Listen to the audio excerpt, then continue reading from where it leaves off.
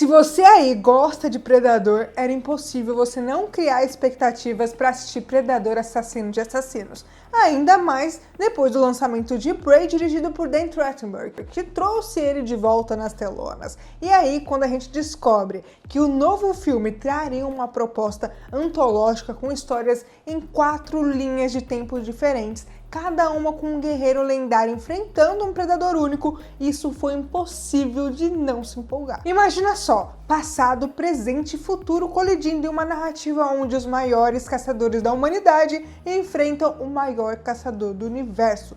Tudo isso até acontecer o confronto final, que foi assim uma loucura, gente. Eu amei esse filme. E o mais fascinante, cada história traz não só ação brutal, mas emoção, perda de um senso de honra, muito mais do que qualquer expectativa. É muito mais do que uma luta por sobrevivência, é uma batalha por legado, por redenção e principalmente por resistência. Cada linha do tempo carrega um tipo diferente de coragem, e quando essas histórias se cruzam, o universo do Predador atinge um novo patamar de complexidade. Então, bora pro vídeo.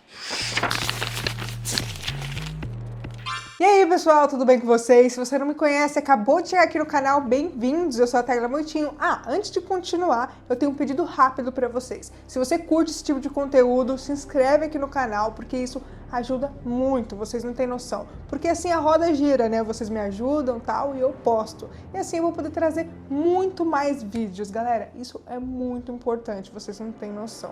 Me ajuda aí, vai. Agora bora pro que interessa. A primeira história leva a gente em plena era Viking. Lá a gente conhece a Ursa, uma guerreira feroz e determinada que lidera o seu clã ao lado do filho Anders, com um único objetivo: vingar a morte do pai dela, que foi brutalmente assassinado por Zoran, o líder de uma tribo inimiga. Durante anos a Ursa cruzou oceanos, enfrentou tempestades, travou batalhas e exterminou tribos inteiras, até finalmente encontrar Zoran escondido em uma fortaleza de gelo protegida por dezenas de soldados armados até os dentes. Com sangue nos olhos, a Ursa e seu exército destroem todos os guardas com uma fúria digna. O confronto do Zoran é intenso porque traz memórias mal curadas para ela. Dá pra ver no rosto dela o quão triste e com raiva que ela tava. E no momento decisivo é o Anders que dá o golpe final, encerrando aí o ciclo de ódio. Mas a vingança não traz paz. Um predador colossal surge do nada, porque ele estava observando tudo que estava acontecendo, massacra os guerreiros da Ursa em questão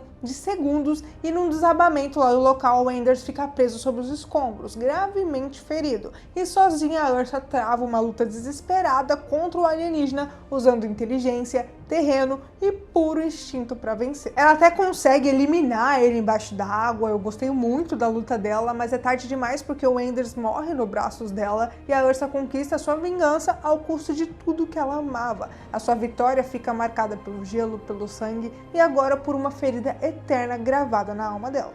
Na segunda história, a gente mergulha profundamente no Japão feudal, uma era de honra, disciplina e tragédias silenciosas. 2 irmãos, o Kenji e o Kiyoshi, crescem sob um rígido código samurai, treinados desde criança para suceder o seu pai como senhor da guerra. Eles vivem sobre a crença de que as folhas da árvore crescem lado a lado, mas quando caem, caem sozinhas. Ensinamentos do pai que moldam as suas ações. Quando chega a hora da sucessão, o velho senhor promove um torneio entre os filhos, onde a vitória decide o destino da linhagem. E o Kenji, com coração nobre, se recusa a lutar contra o próprio irmão de sangue e abaixa sua espada. Mas o Kiyoshi, sedento por reconhecimento, o ataca mesmo assim e acaba vencendo. Humilhado, traído e ferido, o Kenji abandona tudo e desaparece, treinando nas sombras como um ninja. Anos depois ele retorna mais maduro e mais letal. Após a morte do pai, o Kiyoshi assume lá o comando, mas na calada da noite o Kenji invade o castelo, derrota todos os guardas, um por um, e confronta o irmão numa batalha marcada por mágoas antigas. De longe, um predador observa tudo o que está acontecendo, assiste como se estivesse assistindo uma TV. E o Kenji vence o duelo e mesmo com a chance de matar, ele opta por poupar o irmão. E o Kiyoshi acaba lá desequilibrando porque quebra e cai do parapeito e desaparece. Quando o Kenji pensa que tudo acabou, o predador entra em ação, iniciando uma caçada impiedosa. A luta acaba levando eles para um lago silencioso, onde, para sua surpresa, o Kyoshi ainda vive. Os dois lutam lado a lado uma última vez, num ato de redenção. Eles acabam vencendo e tal, mas o Kyoshi acaba morrendo, selando a tragédia com sacrifício. E o Kenji fica marcado pela dor, pelo amor e por uma perda que jamais vai esquecer. Agora ele carrega não só a cicatriz da luta, mas o fardo do que escolheu preservar. Já em 1941, a gente conhece o John Torres, um jovem mecânico da Flórida com um sonho que parecia impossível: voar. Crescido na oficina do pai, ele era apaixonado por aviões, mas ouviu toda a vida que se ele não soubesse consertar um motor, nunca conseguiria alimentar os seus sonhos. Ele acaba sendo convocado pela Marinha dos Estados Unidos e ele finalmente ganha sua chance de virar um piloto que ele tanto queria. E ele entra em ação durante a Segunda Guerra Mundial. Durante uma missão no Atlântico, a sua esquadrilha avista uma nave desconhecida pairando sobre as nuvens e a tecnologia é absurda, muito além de qualquer coisa que o ser humano tenha criado. Até porque eles estavam perdidos lá com o que estava acontecendo, né? O Torres pega uma das armas que o Predador usou em uma aeronave e acaba mexendo até que ela ativa e sai voando sozinha, e ele percebe que o perigo é mais do que eles estavam esperando lá, o pessoal da companhia dele. E aí ele vai atrás dele para tentar dar a notícia de que se todos ficassem no ar, todos iriam morrer. Quando o Torres se aproxima com a aeronave, ele percebe que o perigo é real e que é tarde demais para os seus companheiros. O Predador atacou com brutalidade, aniquilando cada avião em questão de segundos. O comandante do Torres, num ato de coragem, tenta atrair a atenção do Predador com o calor do motor, dando a ele alguns segundos preciosos. Ele até consegue derrubar a nave alienígena e tal, só que quando a gente acha que acabou, não acabou. Ele volta de novo. E aí o Torres consegue usar uma das armas do próprio Predador contra ele. E depois da guerra, ele tenta voltar à vida normal, mas a paz não dura porque em uma noite comum, ele é abduzido por uma nave dos Predadores e acaba preso junto com a Ursa e com Kenji. O que parecia ali um pesadelo de guerra que talvez teria passado e nunca mais ia acontecer, se torna algo muito maior, um novo tipo de batalha, em um campo onde nenhuma regra humana se aplica. É nesse ponto aqui onde tudo se conecta, porque o Torres desperta dentro da aeronave alienígena lá, e ele é levado para uma outra cela onde os guerreiros que não pertencem à sua era estão, que é a Ursa, que é a Viking, e o Kenji, que é o samurai. E os três são levados a um mundo desconhecido, que é talvez o próprio lar dos Predadores. Diante dele surge uma nova figura, que é o Predador Rei, uma entidade colossal e imponente que lidera todos os Predadores. E ele exige que os três lutem entre si até restar apenas um, que então vai enfrentar o próprio rei. Mas o Torres sugere que eles se unam em vez de se destruírem.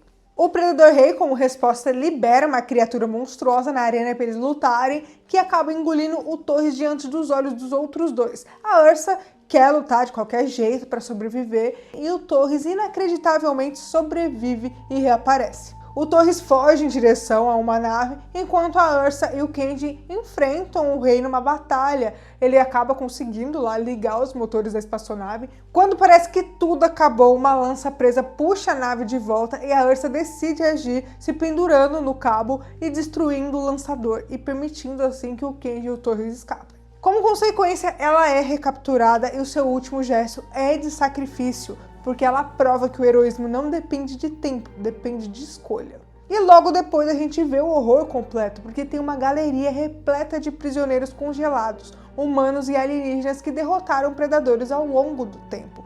Todos agora são troféus da raça caçadora. Entre eles tem uma revelação chocante, tá? Pelo menos pra mim, assim. Tem a Naru, a guerreira Comanche de Prey. Também foi capturada e tá lá congelada. E isso muda tudo, porque significa que a jornada da Naru continua, que a vitória dela teve consequências maiores do que a gente imaginava. Antes de terminar, eu queria continuar falando sobre a questão da Naru. A gente já percebeu que a cada novo filme os predadores vão ficando mais evoluídos, né? As armas deles estão cada vez mais tecnológicas e estilosas. Então não seria impossível imaginar que eles tenham usado uma arma antiga como base para criar outras ainda mais poderosas. Pensa aqui comigo, em Predador 2, os caçadores chegaram aqui na Terra, encontraram o corpo dos seus lá, que morreu lutando contra a Naru, pegaram a cabeça dele e também a arma que ela usou, e com isso eles começaram a estudar aquela tecnologia e mais para frente criaram as próprias versões mais avançadas.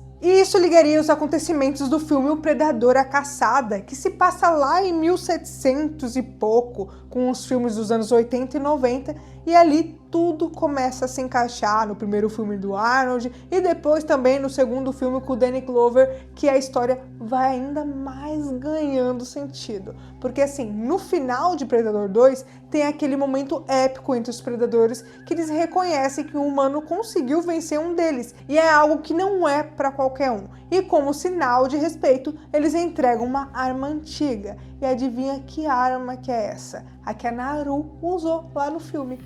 Olha só, gente. Então, isso tudo já indica que ela foi capturada. Essa última arma é uma das mais simbólicas de toda a mitologia de Predador, porque ela pertenceu a Rafael Adelene, que nos ajuda a pensar mais ou menos em que momento essa batalha dos gladiadores aconteceram. Cronologicamente, essa pistola apareceu na primeira vez lá em Prey, em 1919. O Rafael Adelene, um pistoleiro italiano, atuava como tradutor para um grupo de exploradores franceses, mas tudo desandou rapidamente e o Predador eliminou a equipe toda, deixando o Adelene gravemente ferido. Foi aí que ele encontrou a Naru, eles formaram uma aliança temporária para sobreviver e o Adelene ensinou a Naru a carregar e disparar sua pistola em troca de cuidados médicos. Mas a luta estava longe de acabar e após a morte do Adelene e do irmão da Naru, ela enfrentou o Predador sozinha, utilizando as habilidades recém-adquiridas e a própria tecnologia do inimigo contra ele. Isso sugere que outras pessoas estão vivas aí, né? A ideia é muito boa. Quem sobrevive a um predador não é libertado, é estudado, caçado de novo, guardado como um desafio futuro. Predador Assassino de Assassinos não só expande o universo da franquia, como aprofunda suas possibilidades narrativas. Com Kenji Torres vivos, a Ursa congelada e a Naru de volta, o futuro aí tá aberto para umas consequências épicas, encontros inesperados e batalhas cada vez mais intensas. E você já imaginou quem mais pode estar lá dentro, preso junto com elas? A guerra tá longe de acabar e agora a gente sabe que as maiores lendas da humanidade ainda estão por vir.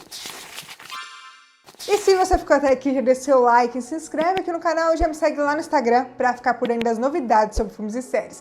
Galera, um recadinho rápido aqui pra vocês. Agora aqui no canal tem um clube de membros aqui no YouTube mesmo, então se você gosta do que eu faço, quiser dar aquela força pro meu trabalho continuar, é só dar uma olhadinha no link que vai estar aqui na descrição. Dependendo do nível de amigo, o seu nome pode aparecer aqui na tela no próximo vídeo. Ah, e tem mais conteúdo incrível esperando por você. É só clicar no vídeo que vai estar aparecendo aí na tela agora. E bom, por hoje é isso. Um grande abraço e até o próximo vídeo.